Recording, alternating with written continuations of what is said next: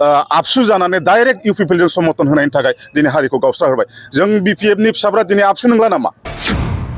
जाय संगठन आबसुखौ जोङो जातिनि सिनस्रि होनना बुङो हारि बोखांनायनि फोथांनायनि खोथा बुंदोंमोन बिथांमोना दैथेन नेतृत्व होदोंमोन जातिखौ नाथाय दिनै राजनितिनि नामाव दिनै एथ'ग्राबसिम गाहायाव थांगोन जों मालाबाबो सिमाङाव सानाखै आं बिथांनाव सोंगोन दिनै जातिखौ मानो बोखावखो बर' हारिखौ मानो बोखावखो नैबे इउपिपिएलनिल' आबसु नैबे बिपिएफनि आबसु नङा बे होननाय भाषा जायाखै होनबा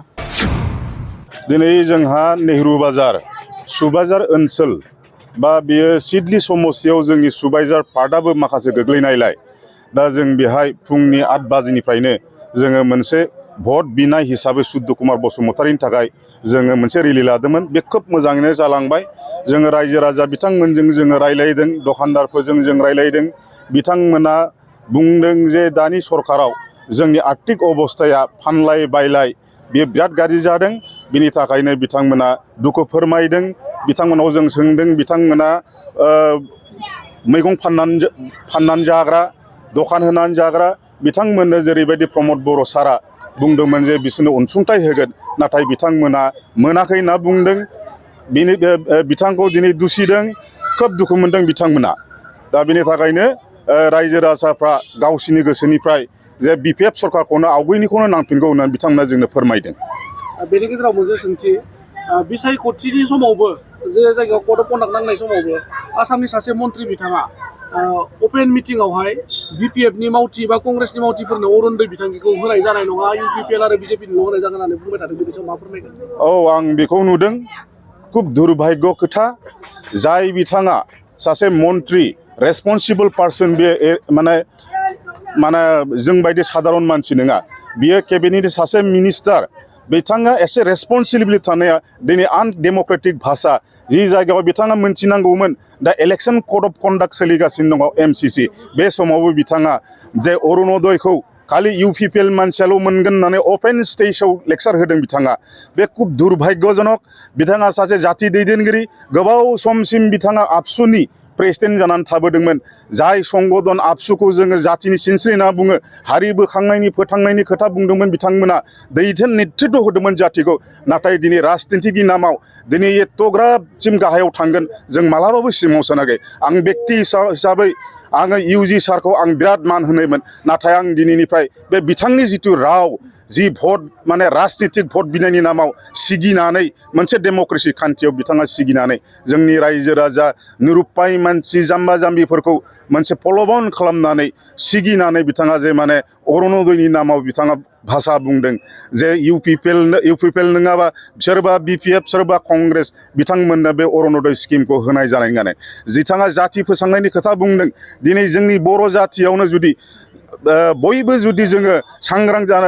जौगाथाय जानांगौबा बयबो जुदि उन्नति जानांगौबा सोरबा खाना खुज्रा आरो अरुणोदय स्किमखौ माबायदि मानसिया नोंथांमोना केटागरिखौनो मिथिखागौ बे जाय मानसिया गरिब मानसि हा गैजायै जाय मानसिया फिसाय थैजानाय जाय मानसिया रान्दि जाय मानसिया बैसो जानानै थालांबाय खाफालाव गैया हाबा जायासै जाय मानसिया लेंग्रा खाना बेंगुरा बिथांमोन बायदिनिसो होनांगौ जुदि बर' हारिनि बा जोंनि रायजो राजा बिटिसिनि बिथांमोन बायदि गरिब गुन्द्रा दुखिया मानसिया जुदि थालांनांगौबा गरिबै थानांगौबा बिथांमोनाव लाख लाख बिल्डिं गिदिर गारि गिदिर सालायनानै दिनै जाति फोसाबनो होनना बुंनाया गावसोरल' देरख्ल'नानै आरो नैबे गरिब मानसिफोरखौ जातिफोरखौ जों जुदि समान बोखांफायाबा जों माबोरै जाति फोसाबनाय जाति फसंनायनि खोथाखौ जों बुंनो हायो बिथांमोना बिराद गिदों जोंखौ बिपिएफखौ जायनि थाखाय जोंनि डेम'क्रेसियाव जोंखौ हुमखि होदों जाय बिथांमोना दिनै गिनानैनो अरुणोदय स्किमखौ इउपिपिएलनोल' होगोन बिपिएफनो होआ आरो आंथ' मोनसे खोथा बुंबावो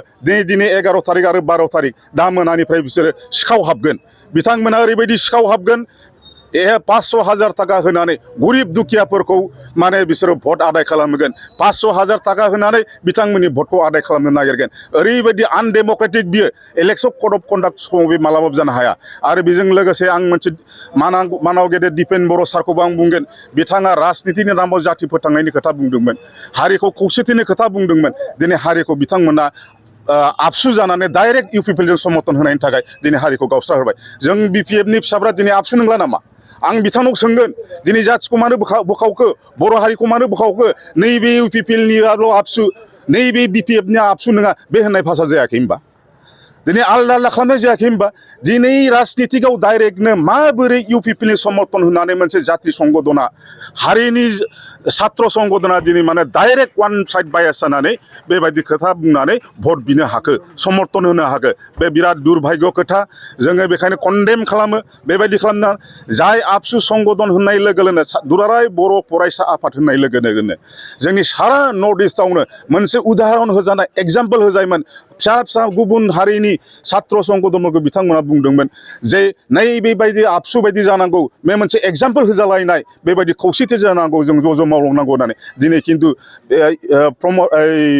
दिपेन बर' सारनि जिबादि माखासे कार्यकलाप बिथांनि मावनाय बिथांफोरखौ नुयोब्ला जों माने जातिया जों दिनै रावबो जोंखौ माने